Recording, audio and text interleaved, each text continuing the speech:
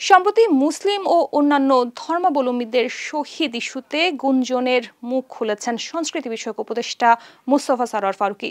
জানালেন, সবাইকে শহীদ হিসেবে স্বীকৃতি দেওয়া হচ্ছে, বিভ্রান্তি নিরসনে দিলেন প্রকৃত তথ্য। মুসলিমদের শহীদ ও অন্যান্য ধর্মাবলম্বীদের শহীদ হিসেবে গণ্য না করার একটি গুঞ্জন সামাজিক মাধ্যমে ছড়িয়ে পড়েছে। এই বিষয়ে ফেসবুকে দেয়া এক পোস্টে তিনি বলেন, এটি একটি ভুল বোঝাবুঝি এবং বিষয়টি পরিষ্কার করা দরকার। ফারুকী জানান, জুলাই অভ্যুত্থানে নিহত সবাইকে শহীদ হিসেবেই স্বীকৃতি দেওয়া হচ্ছে। তিনি বলেন, জুলাই জাদুঘরের সামনে তৈরি প্রতীকী সমাধিস্থলের চারপাশে বৃত্তাকার মার্বেলে গত 16 বছরে ফ্যাসিস্ট সরকারের হাতে নিহত সব শহীদের নাম থাকবে, যার মধ্যে ধর্ম, লিঙ্গ, বয়স, পেশা নির্বিশেষে সবাই অন্তর্ভুক্ত। বৃত্তের ভেতরে মুসলিম শহীদদের স্মরণে প্রতীকী কবর এবং অন্য ধর্মাবলম্বীদের স্মরণে থাকবে ব্ল্যাক। মেমোরিয়ালের বাইরে থাকবে 2 লাইনের একটি কবিতা, যা লিখেছেন ফ্রন্ট লাইনার মালিহা নামলা। দেশপ্রেমীদের রক্ত খেয়ে বাস্ত যাহার সিংহাসন, সেই শহীদের দখলে আজ রক্ত খেকোর আবাসন। এবার নতুন সিনেমার ঘোষণা দিলেন নীরব। অস্ত্র চোরাকারবারি ও দেশপ্রেমের গল্প নিয়ে নির্মিত এই ছবিতে পুলিশ কর্মকর্তার ভূমিকায় দেখা যাবে তাকে। 16 ডিসেম্বর থেকে শুরু হবে শুটিং। মুক্তির টার্গেট আগামী 5 আগস্ট। নীরব যুক্ত হয়েছে নতুন সিনেমা দেশে, যেখানে তিনি নাম ভূমিকায় অভিনয় করবেন।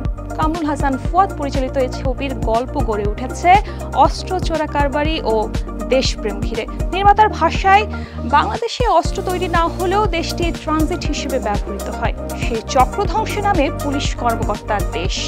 16 ডিসেম্বর থেকে শুটিং শুরু হওয়ার কথা রয়েছে।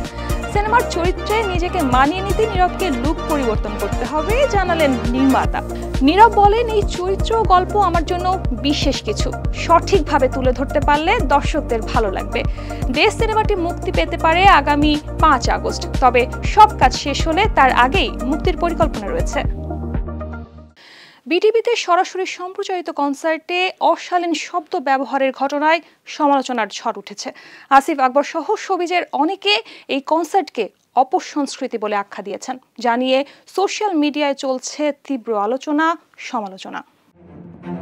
5 আগস্ট মানিক মিয়া এভিনিউতে জুলাই গণ অভ্যুত্থানের বর্ষপূর্তিতে আয়োজিত কনসার্টে কয়েকজন শিল্পীর মুখে অশালীন ইংরেজি শব্দ শোনা গেছে, যার মধ্যে বারবার একটি অশালীন ইংরেজি শব্দ ব্যবহার করা হয়। রাষ্ট্রীয় টেলিভিশন বিটিভিতে সরাসরি এই অনুষ্ঠান সম্প্রচার হওয়ায় শুরু হয়েছে সমালোচনার ঝড়। সঙ্গীতশিল্পী আসিফ আকবর বলেন, হিপ হপের নামে অসভ্য শব্দচয়ন বিটিভিতে সম্প্রচার বাংলাদেশি সংস্কৃতির সঙ্গে যায় না।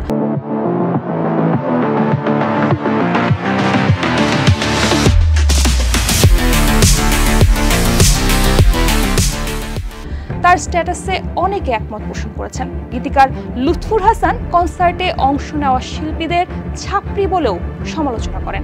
নতুন প্রজন্মের শিল্পী সিথি সাহাও ভিডিওটি শেয়ার করে প্রতিক্রিয়া জানান। সমালোচকদের দাবি, এ ধরনের শব্দ ও গান রাষ্ট্রীয় মাধ্যমে প্রচার দেশের সংস্কৃতির জন্য হুমকি। বিষয়টি এখন শোবিজ অঙ্গনের আলোচনার কেন্দ্রে। সালমান খানের নিরাপত্তার দেহরক্ষী সেরা হারিয়েছেন তার বাবা সুন্দর সিং জলিকে। 88 বছর বয়সে ক্যান্সারে আক্রান্ত হয়ে মৃত্যু হয় তার। সেরার এই শোক সালমানের পরিবারেও ছায়া ফেলেছে। দীর্ঘদিন ক্যান্সারে ভুগে বৃহস্পতিবার 88 বছর বয়সে মৃত্যুবরণ করেন সুন্দর সিং।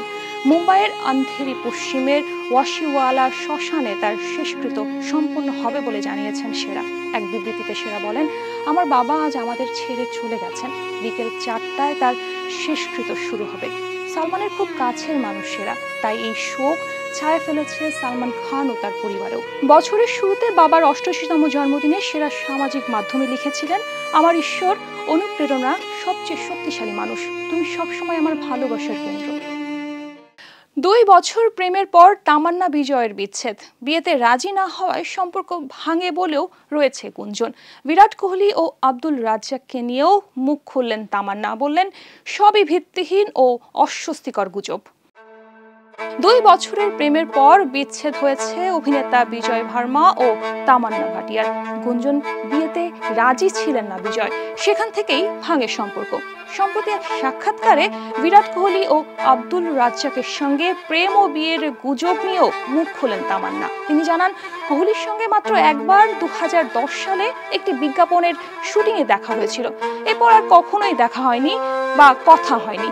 আব্দুল রাজ্জাক প্রসঙ্গে বলেন, গয়নার দোকানে একসঙ্গে দেখা যাওয়াতেই গুজব ছড়ায়। তামান্না বলেন, আমি সত্যিই দুঃখিত স্যার, আপনার পরিবার আছে, এসব গুজব খুবই অস্বস্তিকর। তামান্নার আক্ষেপ, কোনো সত্যতা ছাড়াই সম্পর্কের গল্প তৈরি হয়, এসব নিয়ন্ত্রণ করা যায় না। অস্কার জয়ী অভিনেত্রী শার্লিজ থেরন 51 বছরে পা রাখলেন। শৈশবে বাবাকে হারানোর ভয়াবহ স্মৃতি, হলিউডের নারীদের বয়স নিয়ে বিদ্বেষ, সব পেরিয়ে আজও আলোয় তিনি। সম্প্রতি ফিরেছেন ফাস্ট অ্যান্ড ফিউরিয়াস ছবিতে। অস্কার জয়ী হলিউড অভিনেত্রী শার্লিজ থেরন আজ 51 বছরে পা দিলেন। দক্ষিণ আফ্রিকায় জন্ম নেওয়া এই তারকার উত্থান 90-এর দশকে। বিশ্বজয় শুরু মনস্টার ছবির মাধ্যমে 2003 সালে অস্কার জয়ের মধ্য দিয়ে। তবে এই সাফল্যের পেছনে রয়েছে দুঃসহ অতীত। 1991 সালের 21 জুন মাত্র 15 বছর বয়সে নিজের চোখের সামনে মাতাল বাবার হাতে বন্দুক দেখে আতঙ্কিত হন তিনি। বাবার গুলির মুখে পড়েন থেরন ও তার মা। আত্মরক্ষায় মা পাল্টা গুলি চালালে বাবার মৃত্যু হয়। এই ট্রমা নিয়ে শুরু হয় মডেলিং ও অভিনয়ের পথ চলা।